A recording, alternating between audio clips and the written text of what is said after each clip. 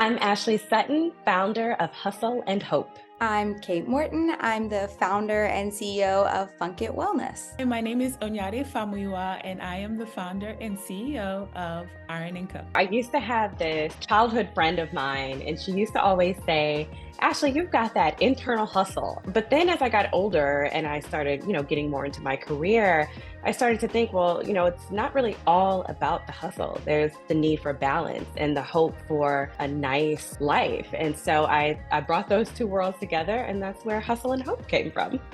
Started out talking to all my friends about their periods and really wanting to understand kind of where there was a big gap in the market. And I figured out that it's that everyone doesn't know anything about their periods and we're scared to talk about them. So Funkit came as kind of that rebellious attitude towards why aren't we talking about this? Why can't we talk about it? It's something half the population experiences and it should just be a normal part of life. Aarin & Co. was inspired by my first daughter, who I named the brand after. And the & Co. portion of the name is supposed to represent all the children out there that our brand and products intend to serve. My mom and my late father actually used to give me and my brother greeting cards after every recital and play. And it just always warmed my heart. It always made me feel so good. And I really wanted to be able to bring that experience to other people. So when I got off birth control, I thought it was going to be this really harmonious, easy transition. And I actually ended up having a lot of underlying issues that I had never dealt with. And so I just started diving into as many natural remedies and food-based approaches as I could find. That's kind of how I got introduced to seed cycling, and then it kind of just spiraled from there. I had people lined up outside my apartment door, spaced 6 feet apart to buy the product. And it just became such a core mission for me as a person that I was I have to just quit my job and do this. When I searched the marketplace, it was lacking products that really met the needs of her textured hair. I decided to create them myself.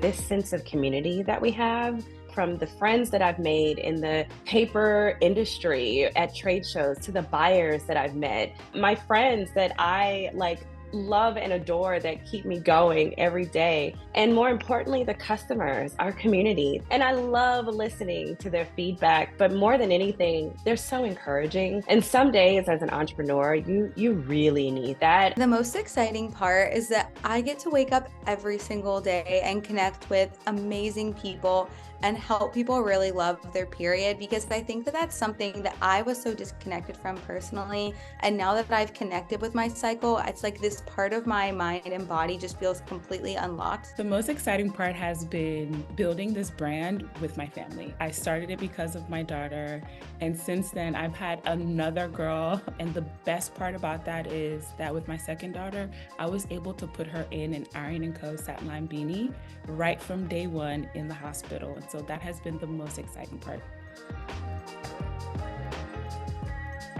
One of the things that you run into, particularly as a female founder, unless you are building the next iPhone, then they don't take you seriously sometimes. I believe that you should welcome all ideas and all founders, no matter what type of business that they have. Getting funding and access to scale and grow a company quickly. CPG is such a capital intensive business.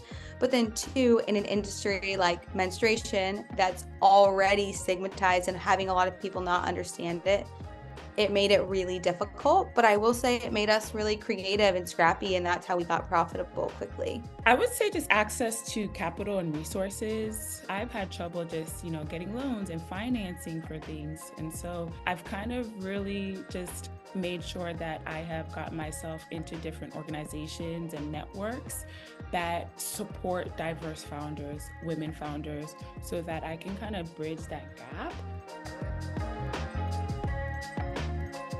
Something that continues to inspire me over and over is honestly seeing all of I call them my biz besties on Instagram, on TV, just doing things. It's so inspiring, and it lights a fire under you to be like, oh, I love that you went and did that. Let me go do that too. For me, I had a really hard year where I was just frustrated all the time. Why am I doing this? And then now I get to do this, and this is an amazing opportunity. So I think just continuing my gratitude list and kind of coming back to my mission has really helped me continue even when the days are hard. You're feeling down or you don't know what to do, hearing other founders' stories because they're so unique has really been a way I stay motivated and inspired to keep going.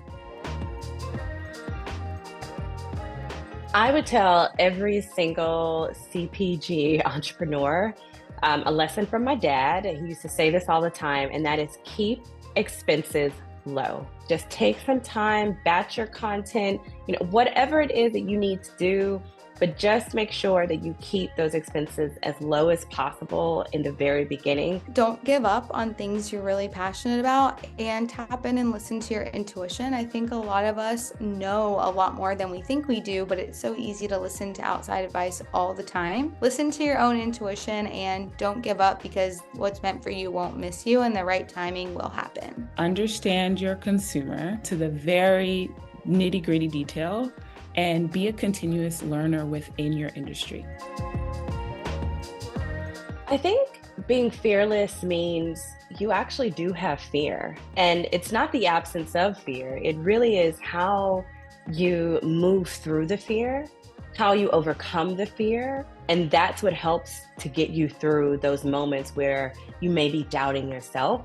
Being fearless really means knowing that maybe something is scary, but choosing to push your comfort zone continuously, trusting your intuition, and really leaning on yourself and making those decisions is fearless.